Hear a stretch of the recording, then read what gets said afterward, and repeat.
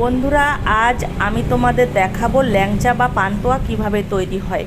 তো পরিমাণ মতো ছানা আর ছানার সঙ্গে পরিমাণ মতো ময়দা নিয়ে ভালো করে মেখে লেচি কেটে নিতে হবে। লেচি কেটে এটাকে গোল গোল করে নিতে হবে পান্তুয়া হলে। আর যদি ল্যাংচা করো তাহলে লম্বা শেপ দিতে হবে। তাহলে আমরা এগুলো লম্বা শেপ দিয়ে নিলাম। তো দেখছো, লম্বা শেপ করে নেওয়া হলো একটা ট্রের উপর রেখে। এবার এগুলোকে গরম তেলে ছাড়তে হবে, রিফাইন তেলে।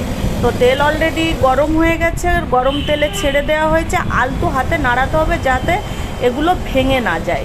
তো আলতু হাতে নাড়াতে নাড়াতে এগুলো প্রথমে দেখো গোল্ডেন কালার হয়ে যাবে, তারপর ধীরে ধীরে আর একটু লালচে হয়ে যাবে। গোল্ডেন কালার থেকে যখন লালচে হয়ে যাবে পুরোপুরি, তখন এগুলোকে তুলে নিয়ে রসে ভিজিয়ে দিতে হবে, হালকা গরম রসে ভিজিয়ে দিতে হবে। তো দেখছো কিভাবে রসের মধ্যে এগুলোকে ভিজিয়ে দেওয়া হচ্ছে। তাহলে বন্ধুরা, এইভাবেই দেখে নিলে তৈরি হয়ে গেল আমাদের ল্যাংচা।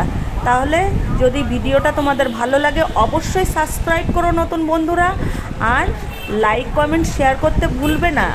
তাহলে তোমরা এইভাবে বাড়িতে ট্রাই করো, এত সুন্দর ল্যাংচা তোমরা সহজেই বানাতে পারবে। দেখা হবে পরের ভিডিও।